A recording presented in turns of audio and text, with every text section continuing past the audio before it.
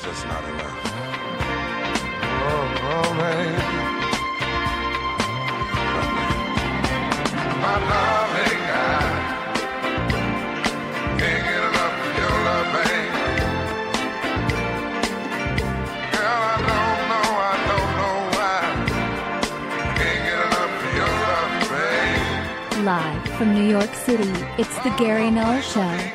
And now, your host, Gary Null. Hi, everyone. I'm Gary Null, broadcasting and video streaming live from our studios in New York City. And I'd like to welcome you. You can watch today's program by going to Progressive Radio Network Facebook.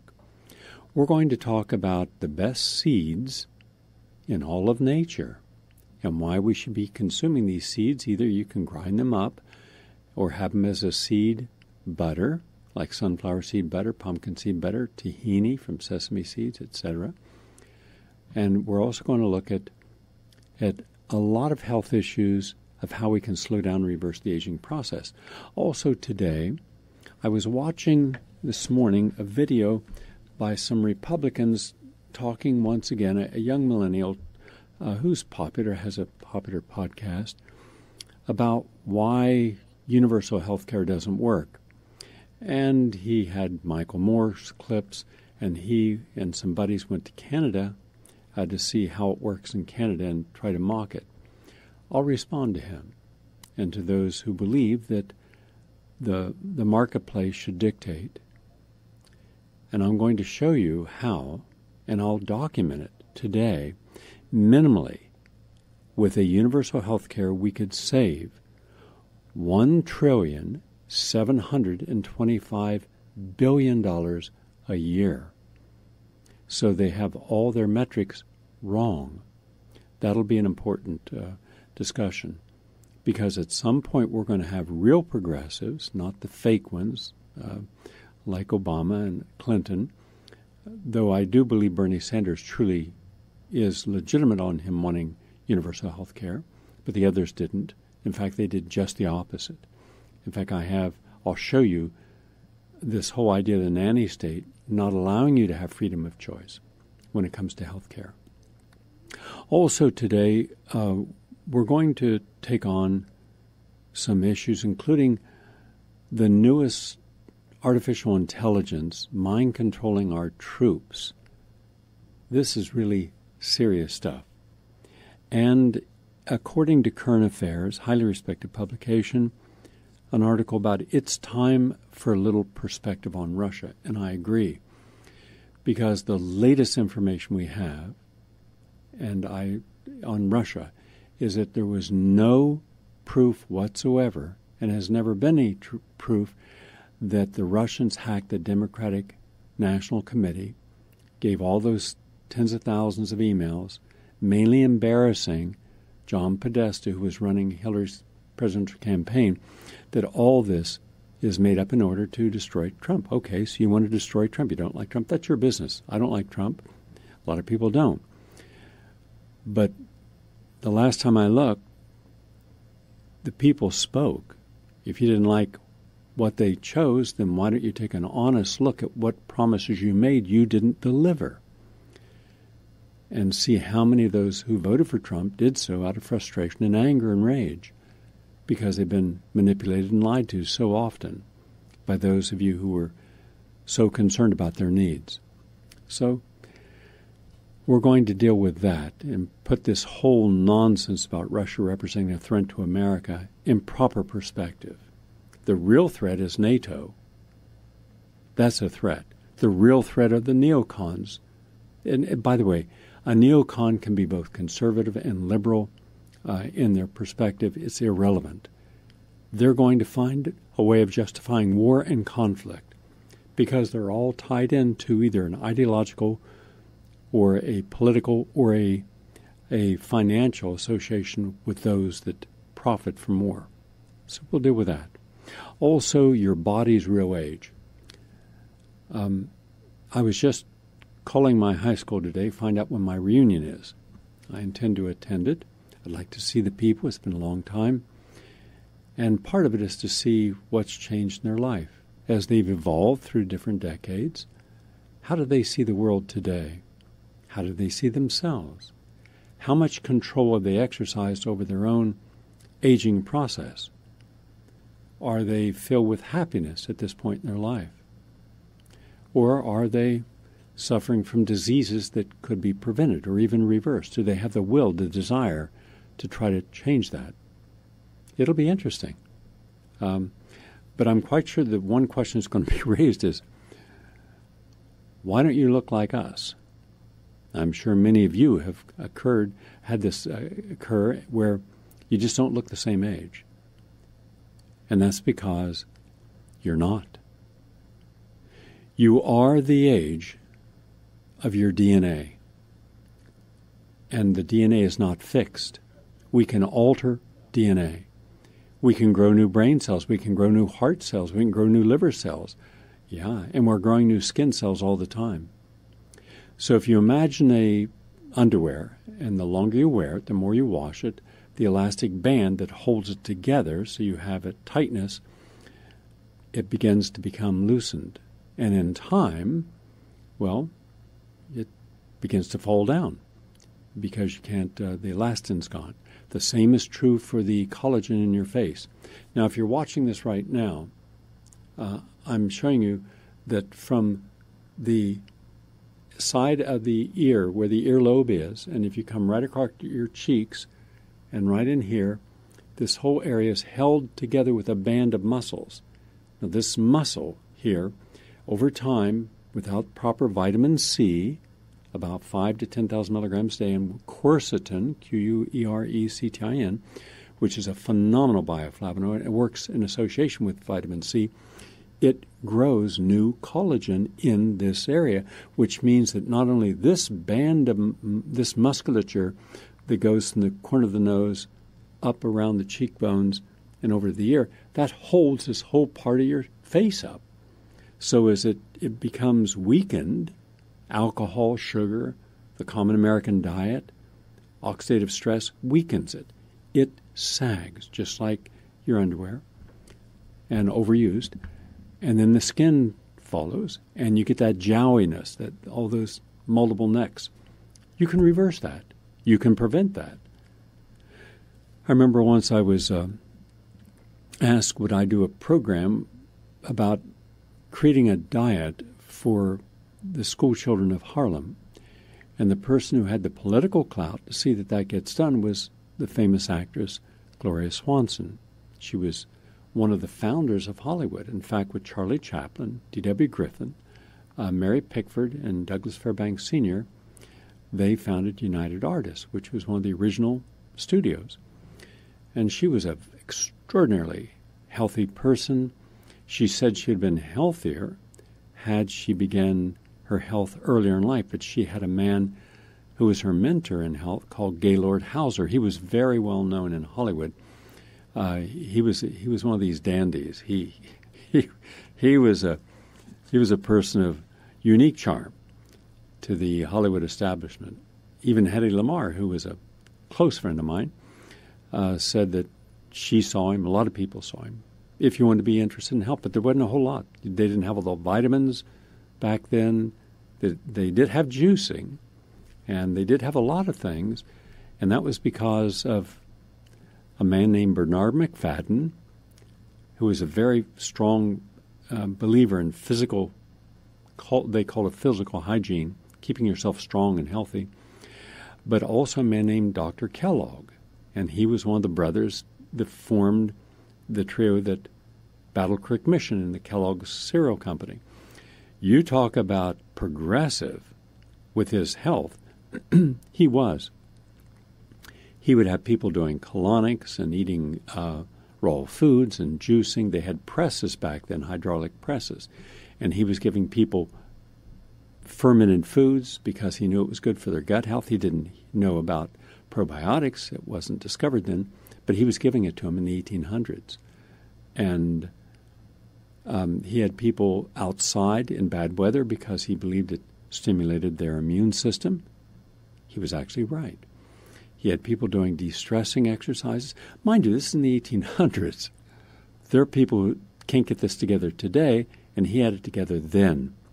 So there are different people who came along who took the previous person's work and added to it or furthered it, except when it came to about the 1950s.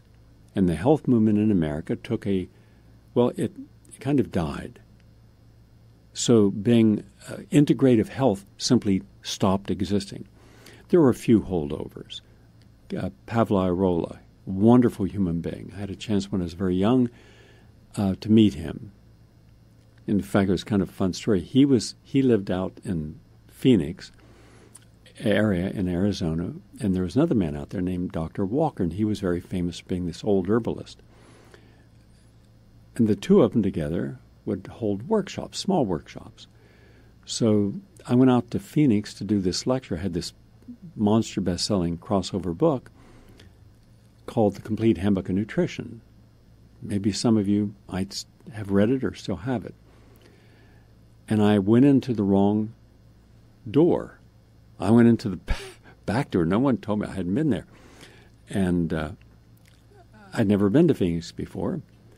And it was a boiling hot day. And so a guy took me and said, there's the center. You go in the center. You go in that door. So I went in the back door, and I look around. I don't see anyone. And then I walk down this aisle, and I hear some people in a room. And I look in. There's about 12 people in the room. So I'm thinking, okay, that's the people come from my lecture. So I go in this room, true story, and I sit down, and I say, well, there's not a whole lot of us. So why don't we make a circle?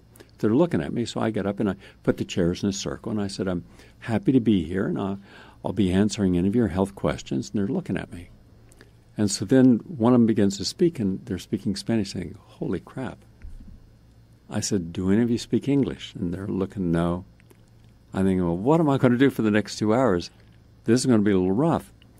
So I'm one of the persons could speak a little English, so I'm talking with her, and what would they like to know, and I'll address their needs. And this went on for 20 minutes. And then suddenly this guy shows up, and he's all frantic, and he said, Gary. I said, yeah. He says, what are you doing? I said, I'm doing my lecture. He said, no, you're in the wrong end. This is the service entrance. These people work here. I didn't know. So I walked in, and we opened this door, and there's this huge auditorium. I mean, it's huge. It's like a civic center. And it's packed, standing room only, thousands of people. And I'm thinking, wow, I'm late. But Pavlo Irola and Dr. Walker and other local famous nutritionists who happen to live in the area were all there, and they took over, and they were doing all this conversation. You know, they were talking with the audience, and it was fun. And afterwards, I went out to dinner and had a long talk with them, and I told them this story, and you might find it of interest. I got a call from a man named Clinton Miller, who was the head of the National Health Federation, and he was a real gentleman and a nice man, and he was older. And mind you, I'm in my young 20s, and he said, we need someone young in the health movement. There is no one. I said, what do you mean? He said, well, when I say there's no one, I mean not a single person. And you're young, and you're appearing on all television shows, Johnny Carson, Merv Griffin, Today Show, Mike Douglas, etc. And you got a young audience. And we need someone to come to the National Health Federation's annual convention and speak for the younger people. Okay. So I went. It was not long after that. And this was the who's who of the entire health movement in America. Carlton Fredericks was there, and Lelor Cardell, and Betty Morales, all the most respected names in the world of health. And when I walked in the green room where they were all sitting, first of all, the whole room was filled with cigarette smoke. Most were smoking. And then they had a bar, and everybody was drinking. And they had little pig-like sausages with toothpicks in them, and everybody was eating this. So I'm thinking, am I in the right place again? Yeah, I was.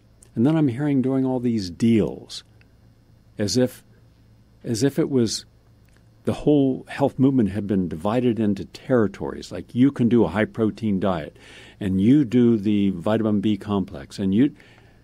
True story. So I'm thinking, wow. And so I was the last one to go up on stage, and I walked out, and every single person in the room had white hair. Just like last night, I went to I'm so happy to be back in New York because of the culture. And there was this reading of the original 1926 or so play Chicago, from which the musical Chicago and the movie Chicago were later based. And this was the original script, and very talented actors and actresses gave what is called a reading, meaning they are sitting in seats and they get up, stand up, and they do the reading. And it goes rather quickly, and it was a lot of fun and funny. But as I'm getting up to leave, I'm just noticing every single person in that audience was older. Wasn't a young person. I'll bet there was no one in there younger than 50. I doubt younger than 60. So in any case, here I'm in a room where everyone is old, and then the audience is old, and I'm listening to them talk, and they're all hustling things. And after that, this, I won't mention the person's name, but a legend in health comes over smoking a cigarette, hacking, coughing, and sits there, and he's eating these little white sandwiches and puts like 3 tablespoons of white sugar in coffee and drinking it. And then he says, "Kid, you follow the rules, you'll have your own territory." And I said, "Sir, this will be the last time you and anyone in this room sees me.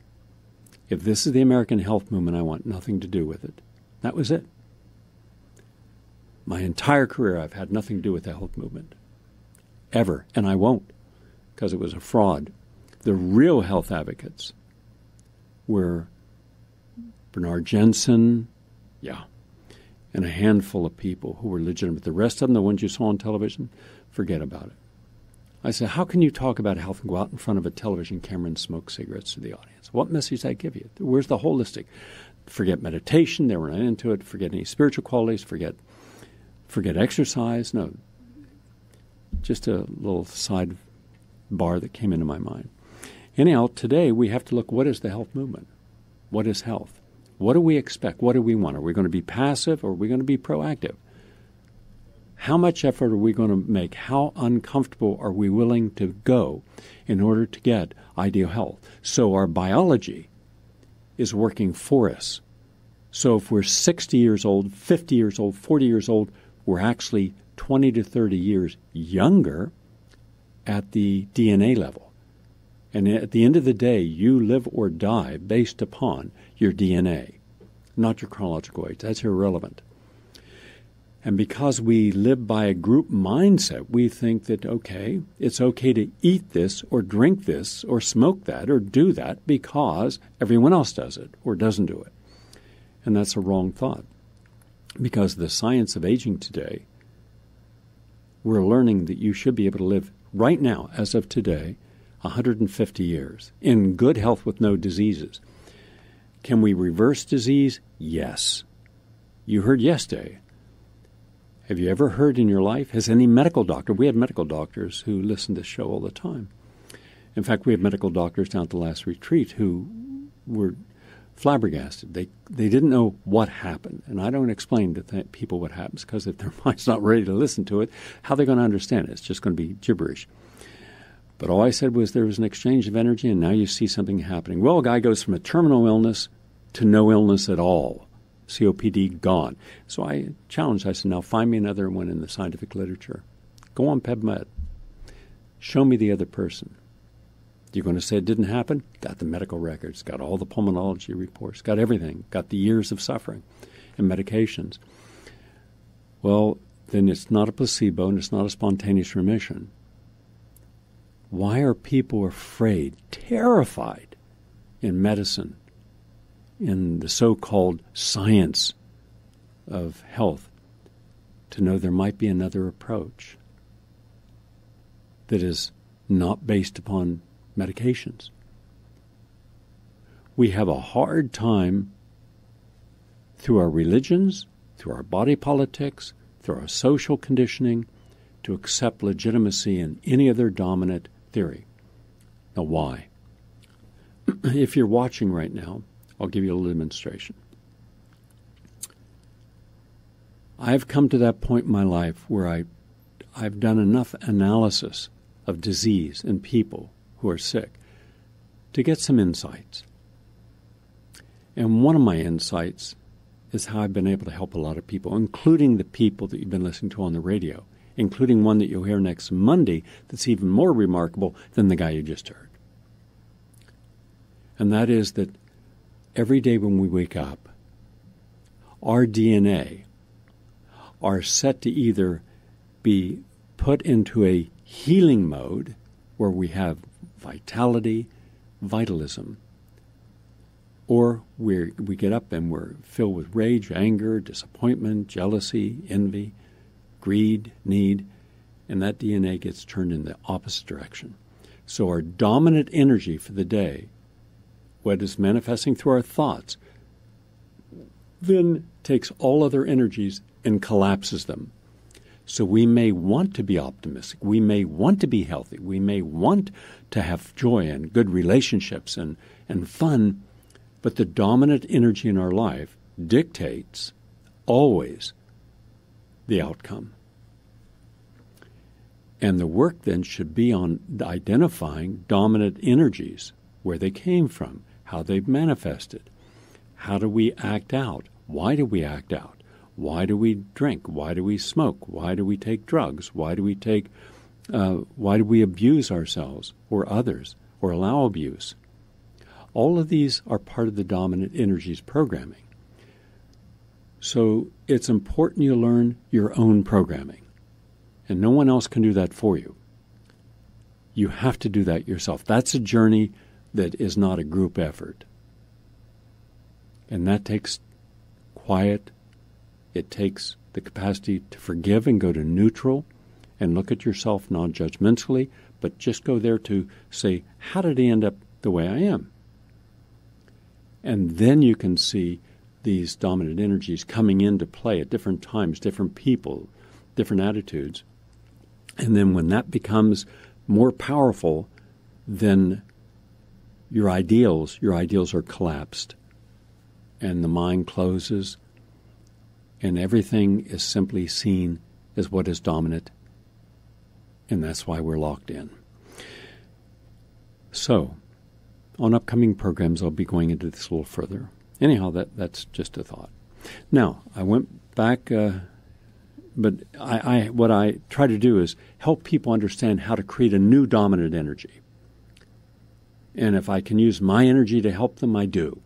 If I can get other principles of energy transference like nature and prayer, meditation, deep relaxation, deep meditation that suddenly allows the grip of this dominant energy to be relaxed so that alternative energies can start to evolve. And as those alternative energies of hope and positive thinking and love and joy and kindness and empathy and creativity begin to emerge up from being subordinated, and when they become dominant, then the negative collapses under it, and hence the transformation, and hence the whole body energy field shifts into healing.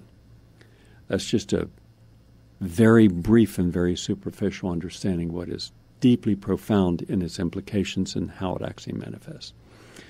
In any case, not allowing yourself to be dominated or having dominant energy in you that is negative and manipulative and controlling should allow you to get out of the body politic of the left and right, conservative and liberal, and get into at least being independent enough so you can see, because from an independent position, you can see what you no longer want to be a part of.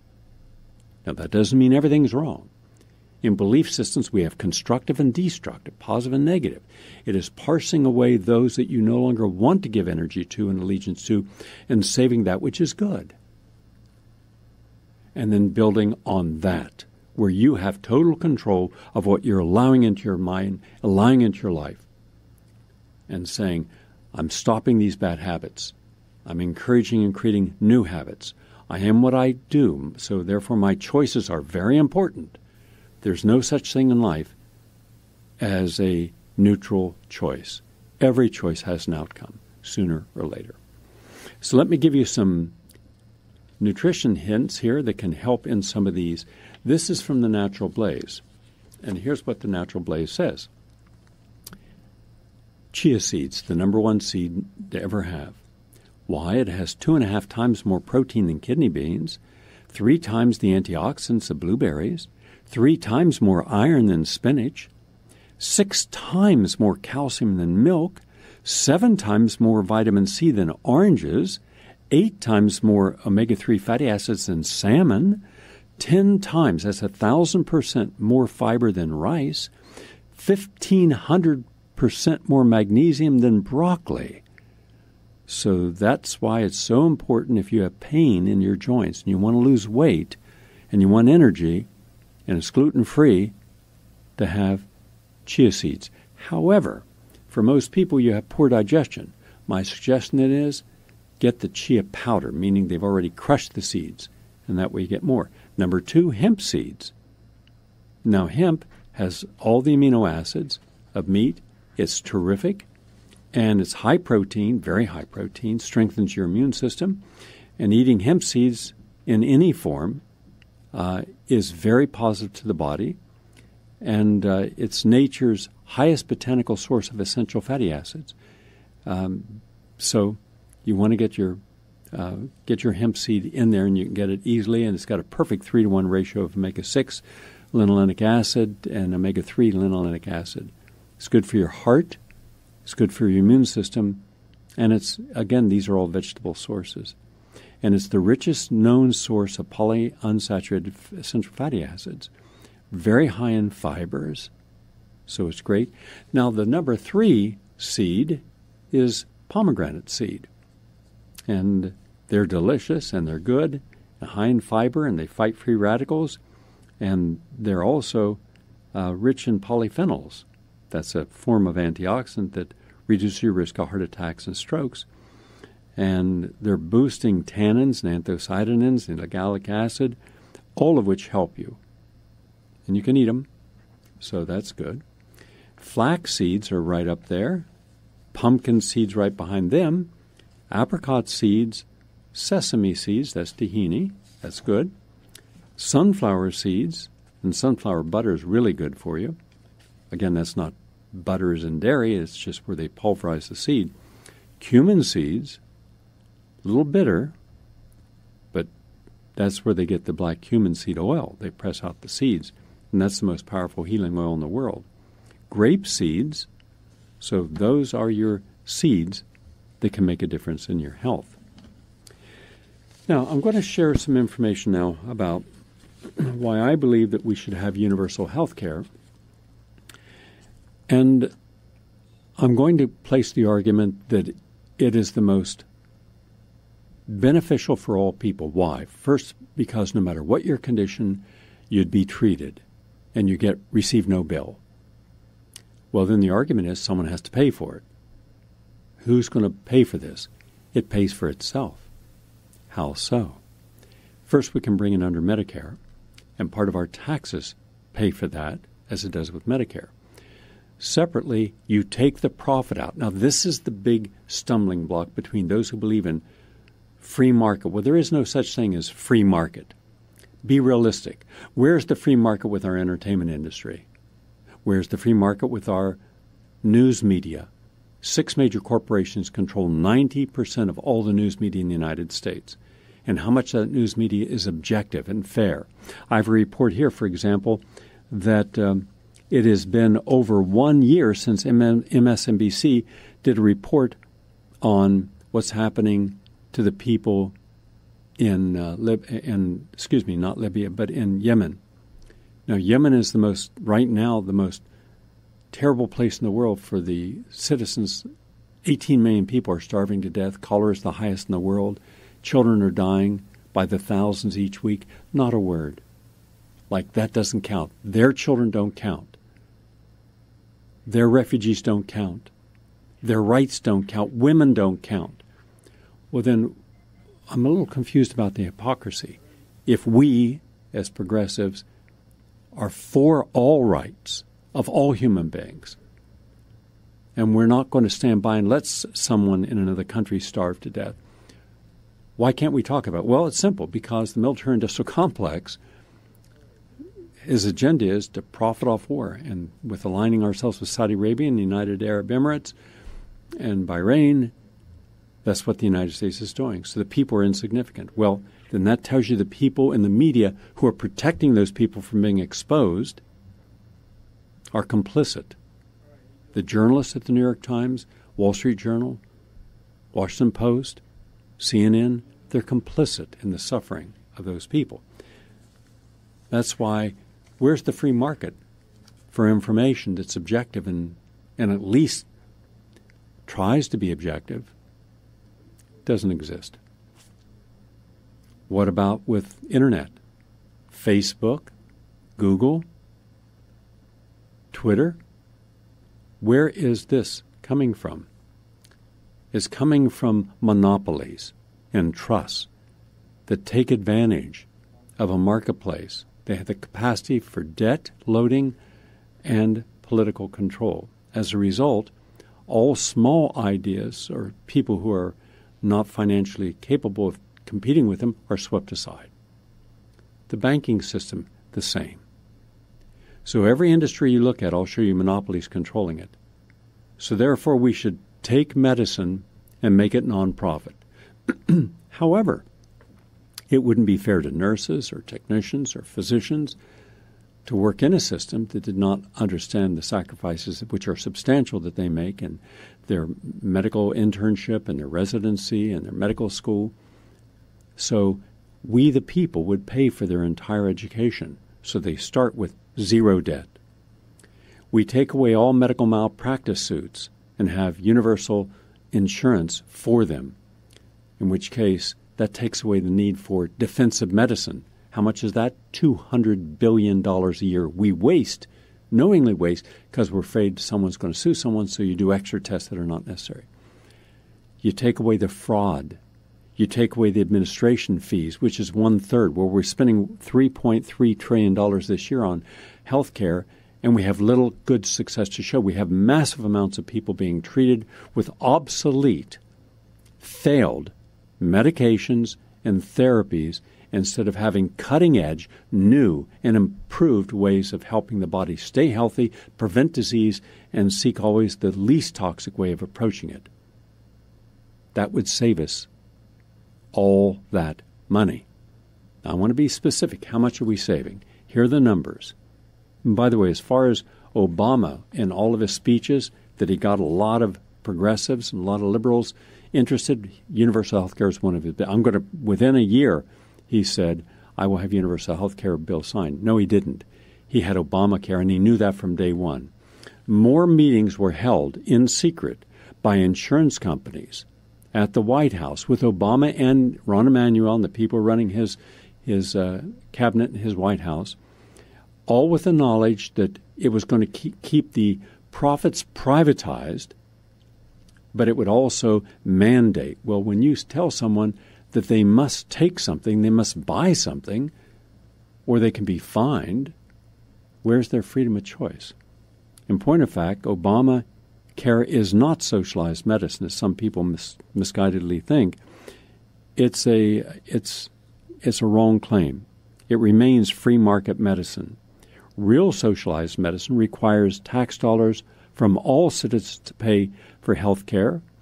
Hospitals and clinics are nonprofit, and most doctors work on what would be considered a good living wage, let's say $200,000, $300,000 a year, with no medical bills. Do you realize then the doctors would not have to spend, 11 seconds before they interrupt you when you start to talk? With the average meeting being under 7 minutes, you could have quality time with a physician talking about what are needed, and you would also have all of the alternative and complementary medicine that has been shown by peer review to work offered as well. And just imagine how many bypasses we wouldn't have to do, how many antibiotic sessions we wouldn't have to do, because it wouldn't be about the hospital charging you $100 for a dollar's worth of saline solution to go in your arm. You wouldn't have to be charged money when you're completely able to get up out of your chair and walk out the hospital, be put in a wheelchair to take it out the door because they want to bill another $500. For a mother to be handed the baby so she can breastfeed him, they charge you. It's obscene what medicine has become. All that Obama knew, and his cabinet knew, and the Democrats knew. One more lie. Sooner or later, those lies add up. In real socialized medicine, every system is open to every citizen. And no malpractice, and you have none of those schemes, co-pay schemes. So here's what we had. We have, and have today, we have citizens buying private health insurance from private companies. Hospitals and clinics remain for-profit, charge whatever they want. Doctors, nurses, and administrators are paid wages by private corporate entities. Citizens only have access to funds to pay for private health insurance in the free market, and healthcare costs are not lowered as what was promised, but it increased. In fact, it's increased to $2,200 a year per family, and that's a lot of money. So, where will we save the money? Oh, and by the way, in order for people with pre-existing conditions to get coverage, the younger generation has to pay much more on premiums than their fair share, and that's not fair to younger people who are stressed already with financial limitation. So, here's the dollars that you would save with universal health care. You would save, let's say, $19.5 billion spent on measurable medical errors. This is in the Journal of Healthcare Finance. $272 billion in Medicaid fraud. You also look at the amount of insurance profits, which is in the hundreds of billions of dollars a year. One company, United Health, made $47 billion in net profit, and its CEO made $20 million in compensation. That's obscene. You eliminate all that, all the paperwork gone. And you would be able to, with universal health care, you'd be able to get rid of $275 billion in wasted insurance paperwork. The billings of wasted paperwork are $471 billion that include $70 billion for physicians, $74 billion for hospitals, $94 billion for services providing health care and supplies, $198 billion for private insurers, and $35 billion for public insurance. All that would be eliminated. You would eliminate medical liability insurance. That's $55.6 billion. You would also eliminate malpractice, which is $55 billion. Drug costs. Drug costs right now, we've filled 4.3 billion prescriptions at $375 billion. That could be cut by at least 2/3 and then start introducing generic drugs. It's insane to pay $10,000 for a single drug to treat cancer, knowing you got to give that drug every month. You're looking at $120,000 a year when you could get a generic drug, the same identical drug, for $10, not $10,000. Unnecessary medical testing, $200 billion. Add it all up, $1,727 billion saved, enough to create universal health care for everyone, but you got to take the profit out of the system, and the system is controlled by lobbyists, consultants, and for-profit groups. So, I have great details on all this. I'm happy to share with anyone. Now, I want to give you a recipe. Last week I gave you a recipe, and this week they just brought me in the recipe that you're going to see up there on the screen, Ambrosia Crunch. Okay, these are vegan recipes and easy to make, and this has got the unsalted pecans and pitted dates and tulip honey and unsweetened pineapple and peaches and cherries and bananas with some lemon juice and coconut flakes and orange segments. And I show you how to make this. It's delicious. It's healthy. No added sugars. And every week I'm going to be sharing some different recipes with you. So you can go to Progressive Radio Network, Facebook, or PRN.FM, and you can download these recipes. They're vegan, gluten-free, healthy. Now I thought we could, and by the way, I'm going to share with you now your body's real age. This is a short 2-minute, 37-second video, But it does a good job of letting you know, pay attention to what you do because your DNA is impacted, positively or negatively, by everything you do. And while you're watching this, those of you who'd like to call in and address your concerns about our healthcare system, and if you support universal health care, fine. If you don't, then explain why. And 888-874-4888. 888-874-4888. We'll have your calls after you watch this.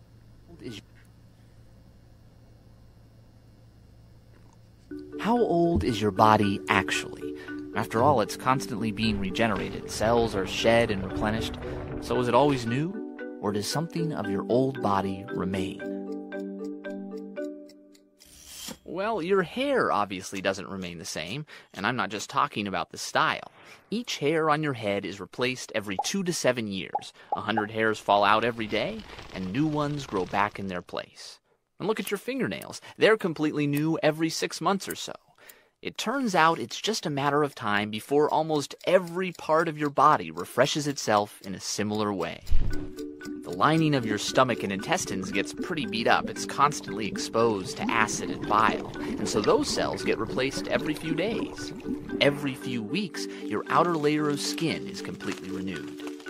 Every 4 months, you have a fresh army of red blood cells. 100 million new cells are born every minute, and 100 million old cells are destroyed. It's actually the breakdown products of these red blood cells that turn your bruises and your urine yellow. Every 10 years, you've got a new skeleton. A special team of cells breaks down old bone, and another builds new bone. Every 15 years, your muscles are refreshed.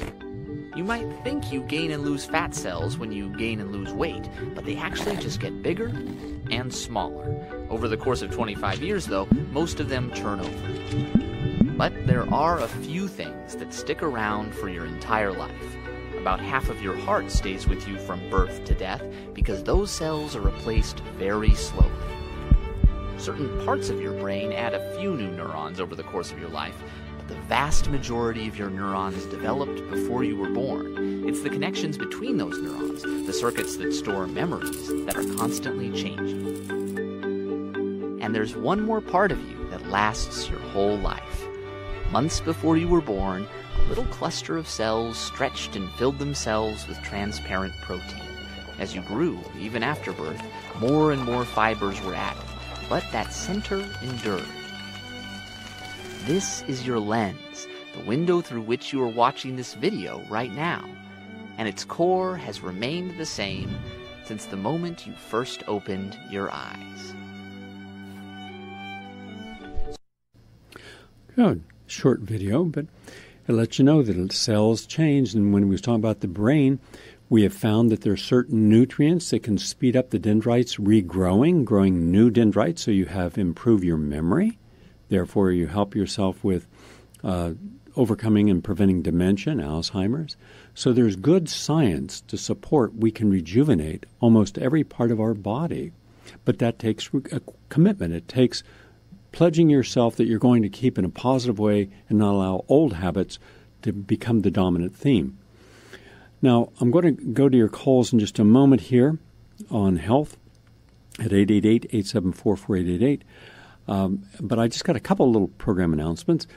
I'm going to be interviewing people this week for 3 positions. One, people who are project managers, people who can handle multiple projects and good communicator, multitasking.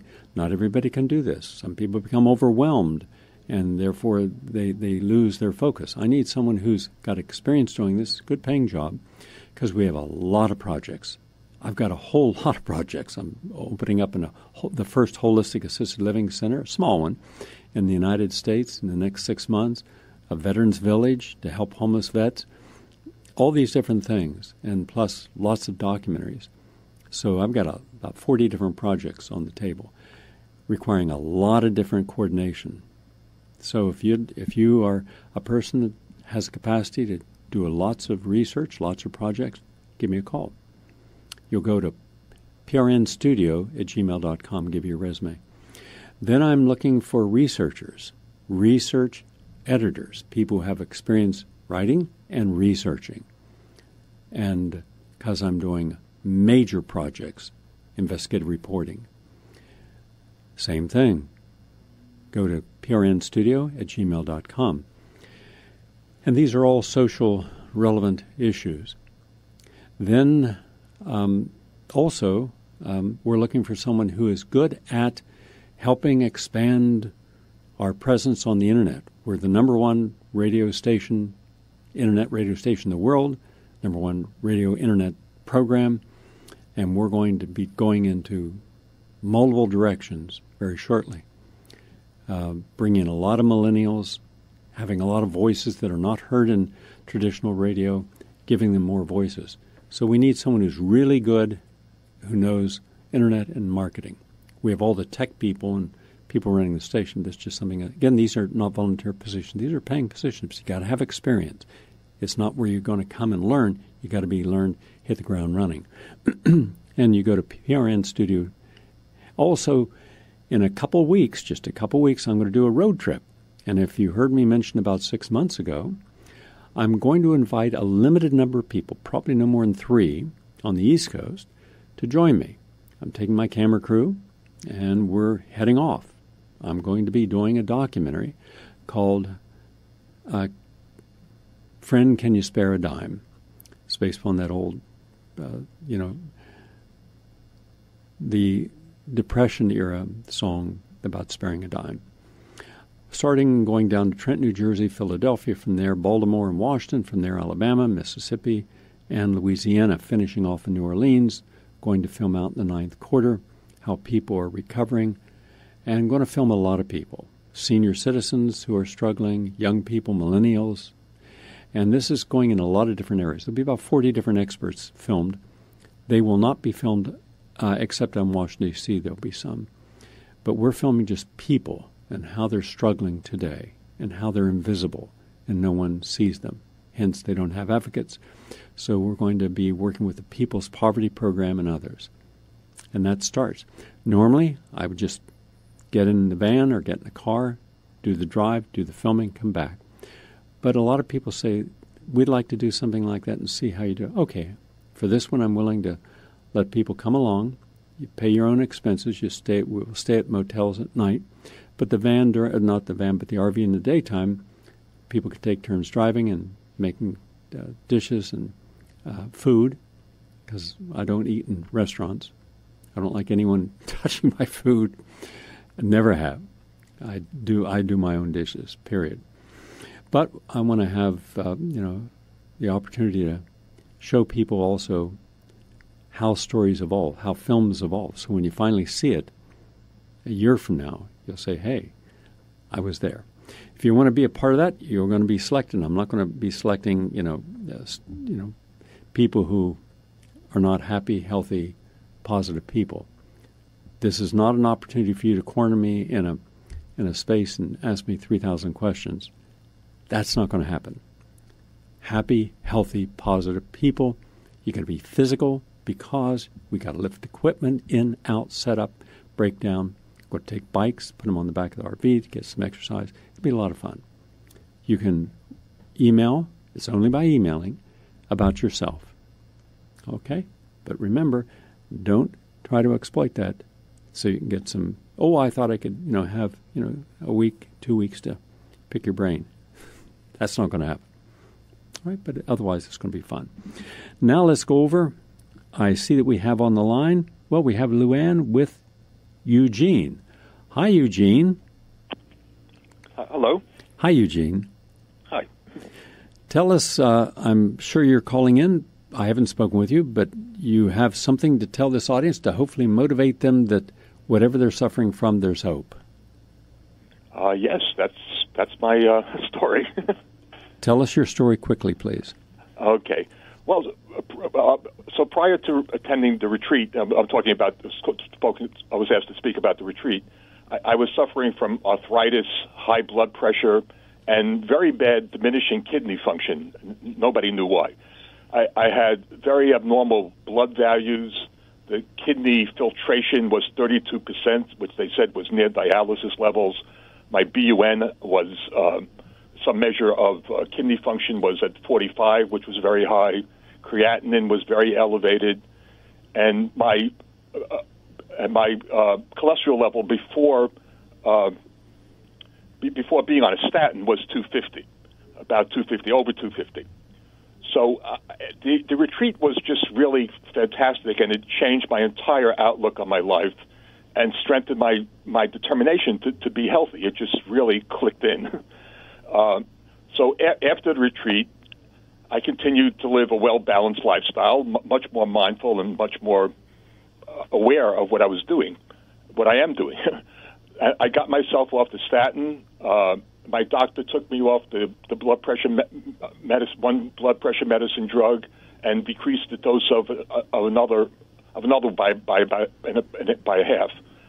And I continued to integrate everything I learned at the retreat. So I did blood level work after the retreat, and the kidney filtration rate was up to 68. The BUN was normal. The cholesterol after the statin, I got myself off the statin. My cholesterol level was 219 after the statin, but I'm sure it's going to go down more. I mean, my cholesterol level on the statins was like 100 or something. It really totally camouflaged what my problems were. And as far as the arthritis, I couldn't exercise. My hip arthritis was just really awful, and I was having a hard time exercising at all. And by the time the retreat was over, I did power walking for 3 miles, at least 3 miles. It was probably more. It was about an hour and a half of good power walking, and it really amazed me and made me really, really very hopeful. So, but I still have a lot.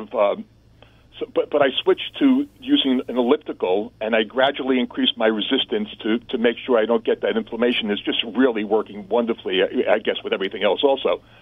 And I just feel like I don't feel like I'm losing my functionality anymore. I feel like I'm not going to worry about chronic illness. I just feel great. My blood pressure on blood pressure medication was 135 or above before. My blood pressure after the retreat was basically around 120, averages 120, a lot of times 116. And I just feel terrific. I just feel like I can do everything. And I had this epiphany when I got home from the retreat. I realized that my life was totally organized about doing everything else. And I said, I was trying to figure out how to deal with the exercise and the cooking and the shopping. And I said, I don't have time for this. And I said to myself, you know what? That's the problem. I don't have time for it. And I realized that my time was being spent totally the wrong way, and I just totally 100% switched. I said, I'm going to do everything I need to do for myself first, and my work and for everybody else later. And I just changed my life, and it just feels so good to do that. Good for you. I'm glad to hear these changes. Thank you for calling in. It's certainly inspirational because now you're not on dialysis and your blood pressure's normal and your cholesterol's down and your energy's up and you no longer have the arthritis. Have a nice day, everyone. See you tomorrow.